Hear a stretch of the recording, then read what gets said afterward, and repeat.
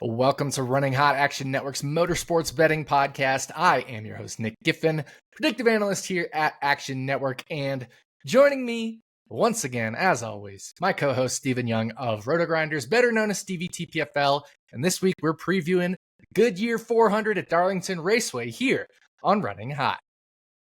Last weekend at Martinsville, Denny Hamlin took his first win in 33 races with easily the best car driver of the race.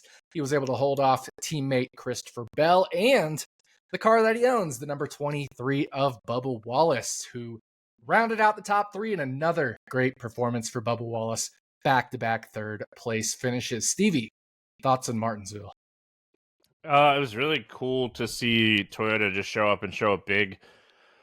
It was really cool to see Bubba Wallace run really well. He practiced really well. He's done that a couple times, but it was everybody in Toyota, right? Like Briscoe looked really good. Ty Gibbs looked really good. Like his average running position was around 10th most of the race, so it was good for him. And Tyler Reddick just continues to struggle at Martinsville. We talked about it last week, but yeah, I mean, Denny Elliott, Bubba, Blaney looked like the fast cars in practice. And then, I mean, it was clearly Denny and Chase. And, Chase got stuck in a little bit of traffic there after some strategy. But, yeah, Denny's car looked incredible all day. The fall-off looked really good. I thought it was a good Martinsville race. When we had those long green flag runs, we saw a lot more getting the bumpers, and that's what we need to see at Martinsville.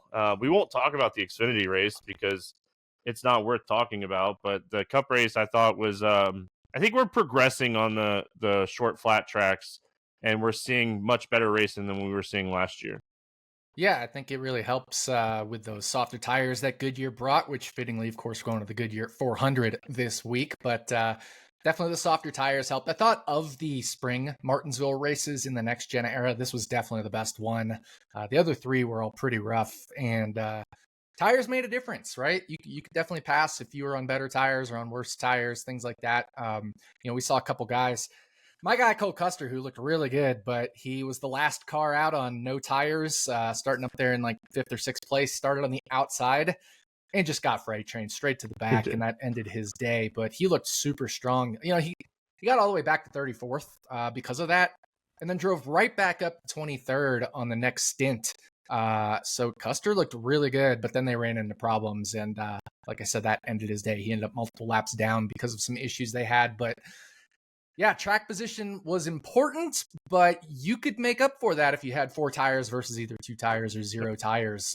And that inside line, as always, tends to be the preferred line. But hey, I was happy with my 14-1 Cole Custer top 10. He ended up 6-1 at close at the same book. I believe it was BetMGM or FanDuel, whichever one it was.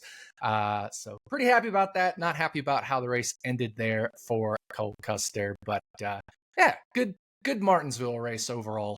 So this week we go from the half-mile flat track of Martinsville to the 1 1/3 mile egg-shaped, highly banked Darlington Raceway. Darlington, one of the classic NASCAR tracks. That good old egg-shaped track there. Stevie, talk about racing at Darlington. Yeah, so Darlington is one of my favorite tracks too. We talk about Homestead. These are just racers' racetracks. So these are the racetracks you got to manage your stuff and still be fast. We see the dirt background guys that are really good at managing their stuff typically be really good at this type of racetrack. Darlington racing is incredible, and I think this race is not as good as the fall race when it's 500 miles, day to night. Just, I mean, one of the toughest challenges you're going to get in a race car, especially in a stock car. But I feel like when we're looking back at the results of this spring race, like the racing has been good. We've had 3 different winners, and it's the guys you expect to win. Byron, Keselowski, Logano have been the 3 winners here in the spring races. So, yeah, I mean, if you look at who's run well here, outside of a couple names, I mean, it's kind of the guys you expect to run well. Yeah, absolutely. You mentioned Byron, Keselowski, and Logano as the winners. We all remember Joey Logano booted William Byron out of the way for that win as well. And that came after Kyle Larson and Ross Chastain looked like the dominant cars in that very first Darlington race in 2022. And they both ended up in incidents. So Yeah, it's the names you expect. It's these drivers' racetracks for sure. We mentioned Larson, we mentioned Ross, we mentioned Keselowski, Logano, Byron, but some other guys have done really well here as well in the past. Obviously, this is a great track for Denny Hamlin, etc. It's a really good driver's track, like you mentioned. And, you also mentioned Homestead a couple weeks ago as another great driver's track. I think that's probably what we're mostly using as the best comparable track, especially because we just ran it a couple weeks ago. Is that right, Stevie? Yeah, I think that's the best comp. I think Darlington data definitely matters too, but I think, like you said, the Homestead data is something we're going to be looking at. It's still a little different though. Like, the guys that are really good at ripping the boards at Homestead, you can't necessarily do that as well at Darlington. So you see guys like Denny, who he's good at Homestead, but he's great at Darlington because he runs a unique line that just manages his tires and it's just always fast here. Guys like Keselowski, who hit or miss at Homestead, but has a unique line at Darlington that runs, really well. But I mean, if you look back at the results from this race and you look back at the results from Homestead, you're like, oh, it's the same guys because they're racetracks. You got to manage your stuff on these tracks. Yeah, absolutely. Racers, racetracks, and you mentioned Darlington, Homestead. Certain guys are a little better at one than the other. For example, you mentioned Keselowski tends to be a little bit better at Darlington. Eric Jones is another guy that tends to be better at Darlington than at Homestead. So you definitely want to pull in that track history. And Ryan Blaney's kind of the opposite. He's one that tends to be better at Homestead than at Darlington. So make sure you're factoring that in as well. We all know Blaney was really good at Homestead, and I think personally, sportsbooks are overvaluing Ryan Blaney this week because there is a pretty big difference between how well he has performed at Homestead versus how well he has performed at Darlington. But Stevie, any other intangible factors? I do think this is one of our important pit road tracks. Is that right? Yeah, so where the pit line is, whoever qualifies on the pole here, and I mean, you could go back and look at my Twitter, but I've been to Darlington so many times. I always take a picture to remind people that you just hammer down and you're just right there. It's one of the biggest advantages that we have on pit road now. They've adjusted a lot of places where we've had big advantages, but from what I've heard, they haven't adjusted this one. And if they're going to continue to have this one where it's a huge advantage, getting the pole here is huge. Pit road is important. We talked a lot about pit road last week at Martinsville, but winning the pole and having an empty out at Darlington is really important. I think there's only like 8 boxes that have that. So you're really kind of paying attention to that stuff. But yeah, pole position, huge benefit here because I mean, you run 20, 25 laps, you're coming in and getting tires. I mean, this is one of the racetracks where you get 2 to 3 seconds of fall off and the tire difference is huge. Like Martinsville, it mattered. Homestead, it mattered. But like a track like Darlington, like we'll see teams split the final stage like 3 different pit stops instead of just 2. And those teams will run with the teams that just do the 2 strategy. So a lot of strategy here. But I feel like that's more on the fantasy side of things. I think on the betting side, we kind of have a good idea of who we expect to run up front. Yeah, absolutely. And you did mention Martinsville last week with pit stalls and pit, being important, that first one. Christopher Bell was probably only a 4th or 5th place car, but he got a lot of good track position from his pit stops. He gained every single time they came in a pit. And, if you can have that same kind of performance from the first pit stall at Darlington, but now you're pitting 6, 7, 8 times in a race because every time there's a yellow, like you said, you're coming in and getting 4 tires. That could be a massive advantage. So it is time to dive into our bets. We'll drive through the race stage by stage. Stevie and I will each give a pick in stage 1 as our shorter odds bet. Then another pick in stage 2, a little bit longer odds. Finally, we'll race through stage 3 and end up in victory lane with our favorite combined bet. So it's time to throw the green flag on the Goodyear 400 and fire off for stage 1. Our green flag is out. Stevie, what do you have in stage 1? Yeah, so I do have some value in some top 10 bets this week. Last week we talked about how I bet my 3 favorites in my model. It was Hamlin, Elliott, Byron. So this week I'm actually showing some value in top 10s. And one of the ones that I'm showing a lot of value on is Ross Chastain at even money, for a top 10. So, like this one a lot. If we look at his history here, he's just a consistent top 5, top 6 car. He has only finished inside the top 10 in 2 of the 6 races here with the next gen car. But if we look at the speed, it's there. The one thing that I love about Ross this weekend is he's running the Xfinity race. So he's going to get extra track time.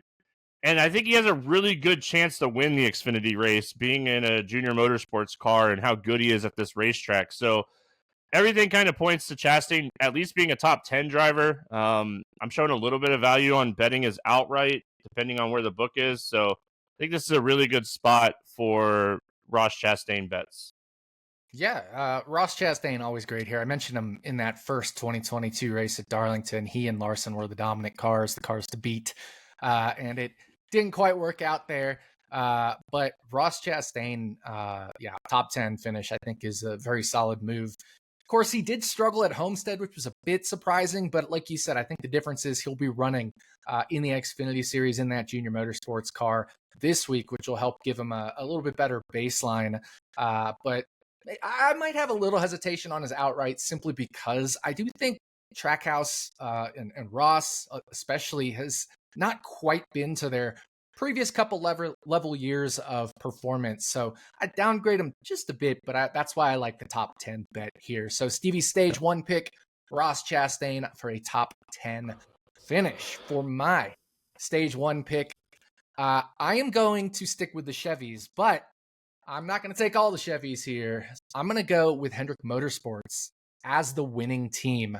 At the time we're recording this, it's plus 210 at Caesars. Caesars will definitely move odds pretty quickly. So if you can't get that, it is still 2-1 at either Bet365 or ESPN Bet.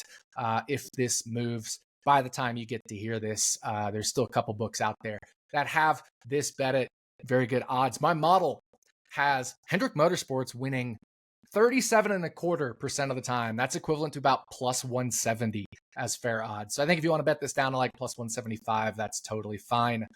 Look, all 4 Hendrick Motorsports cars can win here. Obviously, Kyle Larson's the race favorite. And when you think of Darlington, you think of Larson, of course.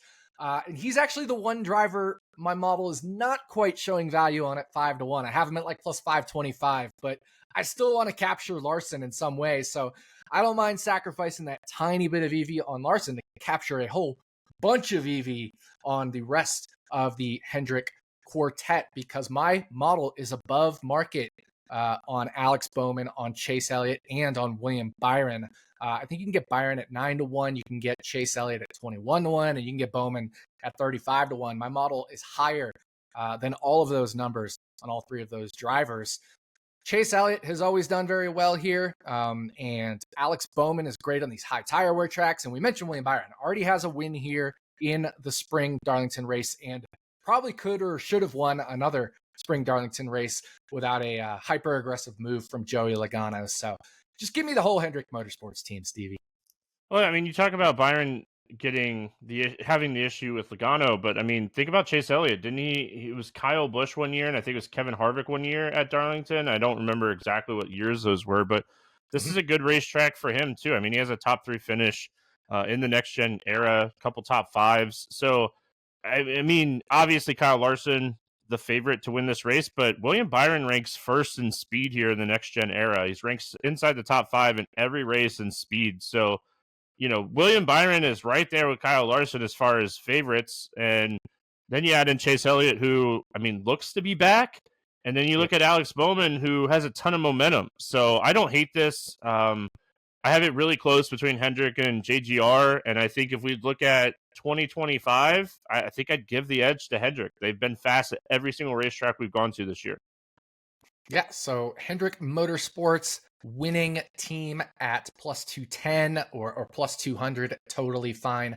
As my stage 2 pick, once again, stage 1 pick, Stevie's stage 1 pick, Ross Chastain for a top 10 finish. So we're going to throw the green and white checkers on stage 1, fuel up, get some tires, especially here at Darlington, and fire off for stage 2. Second stage, Stevie, we are looking at a Toyota driver. What do you got here? Yeah, I'm going to go to the guy that just absolutely dominated the last Darlington race, and that's Chase Briscoe. He looked incredible here. at the end of last season to get into the playoffs. And I mean, he just ran inside. I feel like he ran inside the top 5 all day in that race. Well, he finished top 5 in the spring race too. And now he's getting JGR equipment. And we've talked a lot about this. He's running consistent. Every race, it feels like Chase Briscoe is running consistent. This is one of the better tracks for him, looking at the data.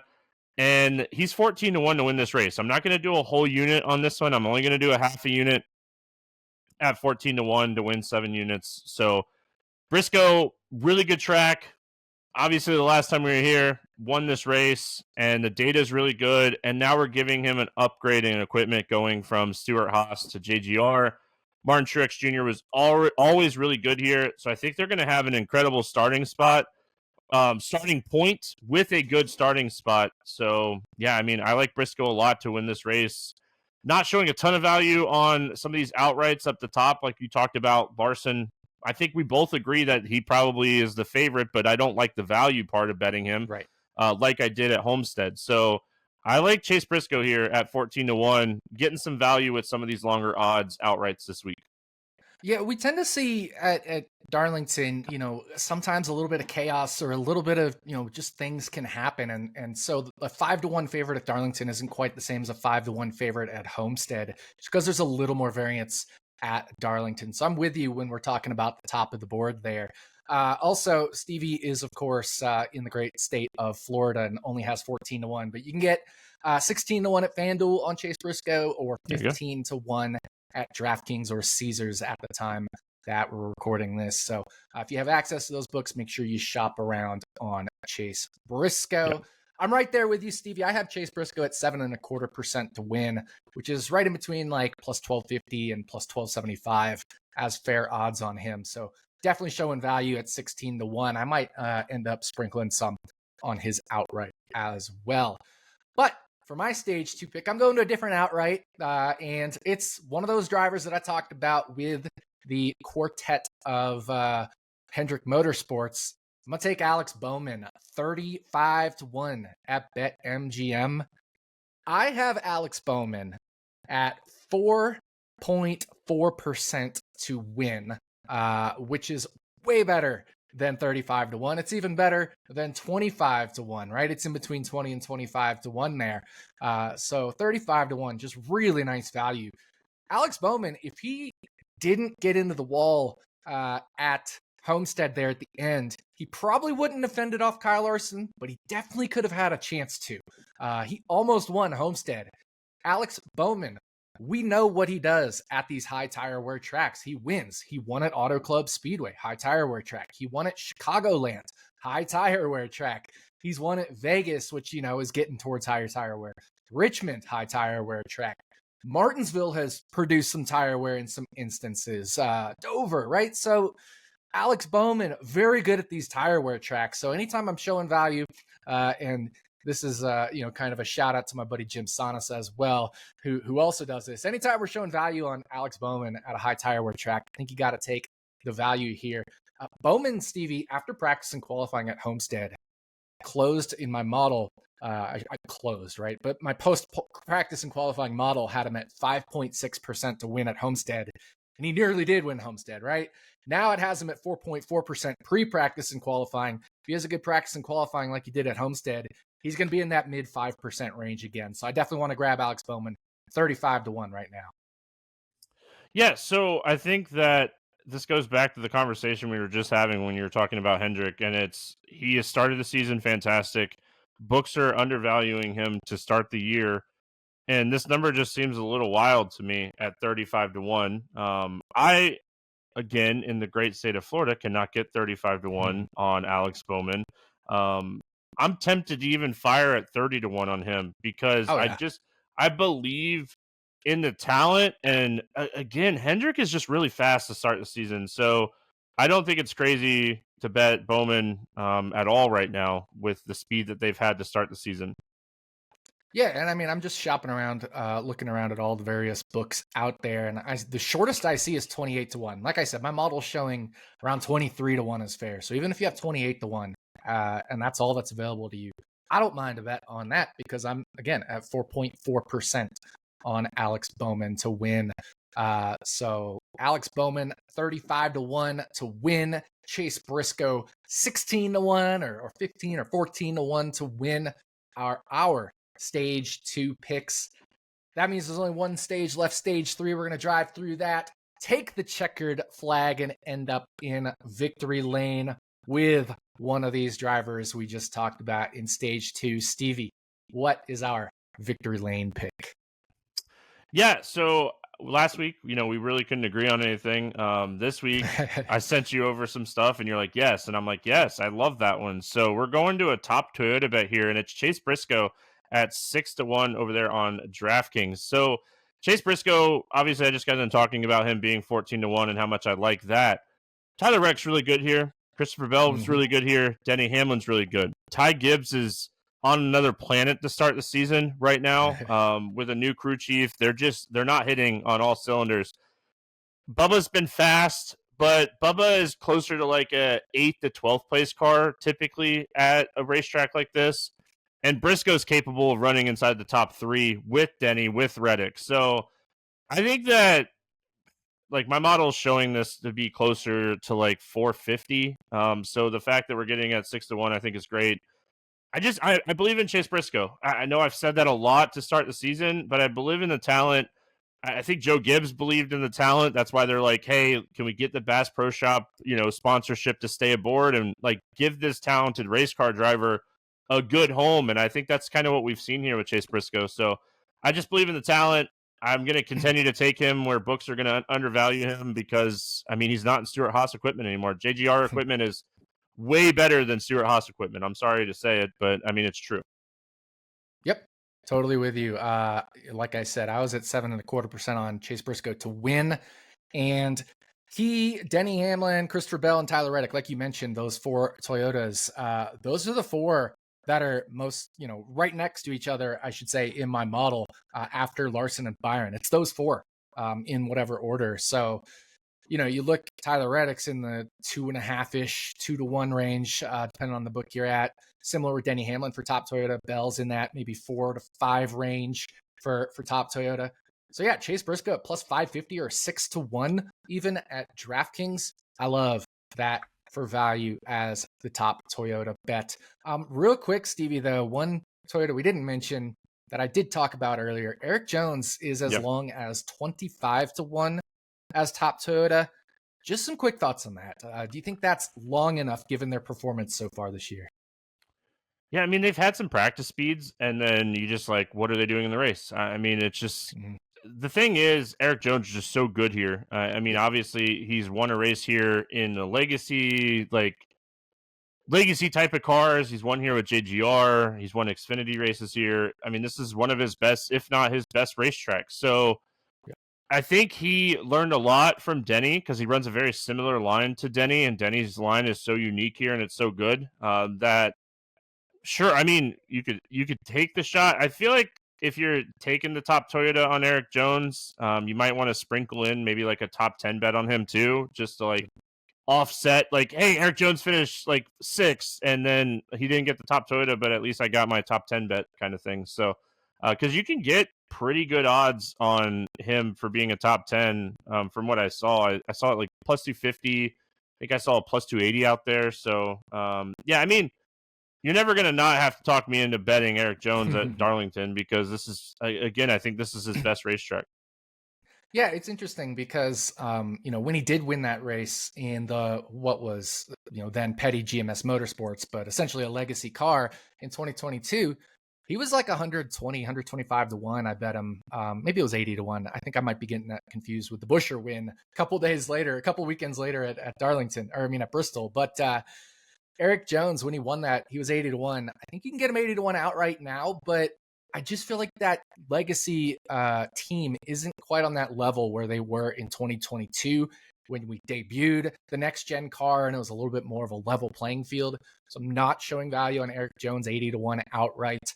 And honestly, I don't think I'm quite there at 25-1 on top Toyota either. But like you said, it is Eric Jones at Darlington. He can overcome his equipment. So I do think you're right. If you want to take some Eric Jones, maybe top 10 would be the route to go. So no official bets there on Eric Jones. I just wanted to discuss it because, it kind of crossed my mind while Stevie was talking about Chase Briscoe and Top Toyota.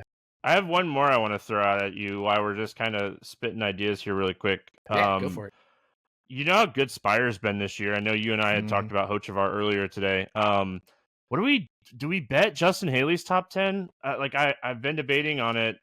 It's like 8-1 on the Hard Rock, and like he has 3 top 10s here in the 6 races with the next gen car, and Spire's been incredible. So like, do we fire that like extra 8-1 bet here on Running Hot and like take advantage of that?